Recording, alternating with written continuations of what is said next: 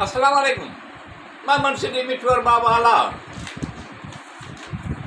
बिन खरंटे bat बाज़ी ईद जे पुरमुसरत ख़ुशीअ जे मौक़े ते बिन खरंटे चटा बेटी पार्ट नंबर 19। शुकारनि मथां शुकारा ॾियूं पिया, अहिड़ी तरह पंहिंजी ॻाल्हि सलियूं पिया। ये अलफ़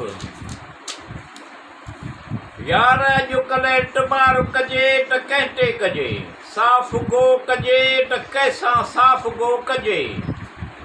जी मुए जेकर सुभाणे ईद ते अची तूं सम्झे थो दिल मन ख़ुशि थिए, करियूं हाल अहवाल। अल्लाह अलाह करीम जी कुदरत कुटे ते वज़न रखबो तॾहिं बि ज़बान ॿाहिरूं ॾे, जेकर वज़न कुटे ते न रखबो या न हूंदो तॾहिं बि ज़बान कुटे जी ॿाहिरि निकिरंदी।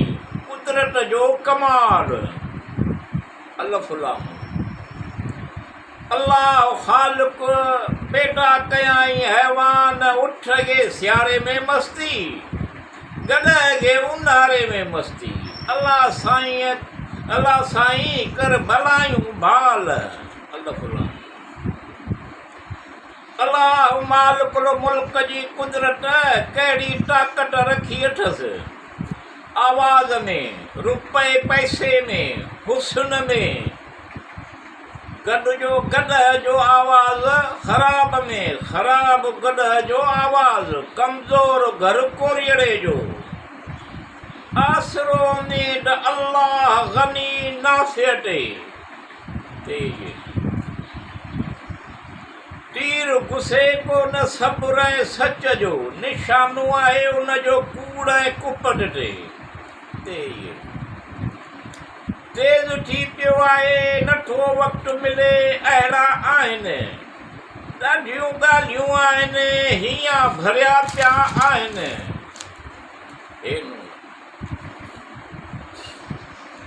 हिननि ॾींहंनि में कुझु आउं अकेलो आहियां, जंहिं कंहिंसां हू बि मिले कोन थो।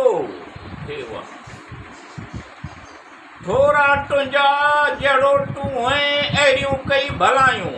असीं तमामु घणा ख़ुशि आहियूं, लॻा पिया आहिनि सुख।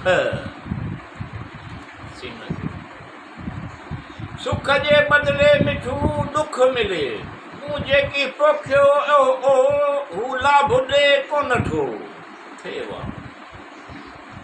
थो सारे हींअरो घणो अचे, सिगड़ी लहो अची सिगड़ी लहो सार जानी। ईद लॻी पई आहे, ईद खां अची कंदे छा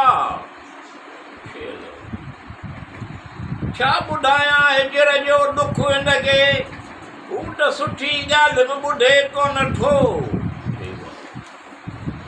थोरो की घणो वक़्तु गुज़रियो, अलाह जे छो न आया जनाब, सजणनि खां सवाइ ॿिए कुझु कोन वरंदी।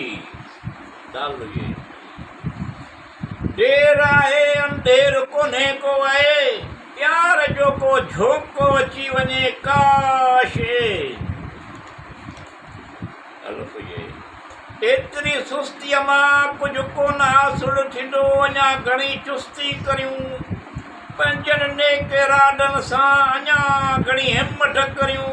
ईअं करियूं जेकी कुझु चाहियूं था मिठू, अञा बि घणो हासिलु करियूं। ईअं करियूं पंहिंजो ॻोठ अञा बि घणो सुहिणो करियूं। ईअं करियूं विंदुर बि अंब टूट नारियूं ज़ैतून केला बाग़। अंब चवंदा त मेवनि में बादशाह आहे मेवनि जो, पर पहिरीं अंबड़ी पोइ अंब।